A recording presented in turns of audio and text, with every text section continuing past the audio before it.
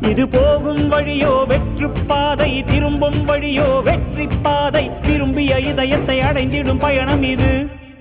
கடல் தாண்டும் பறவைக்கெல்லாம் வழியில் மரங்கள் கிடையாது. ஆனாலும் கண்டம் தாண்டும் சிறகுகள் வலிக்காது.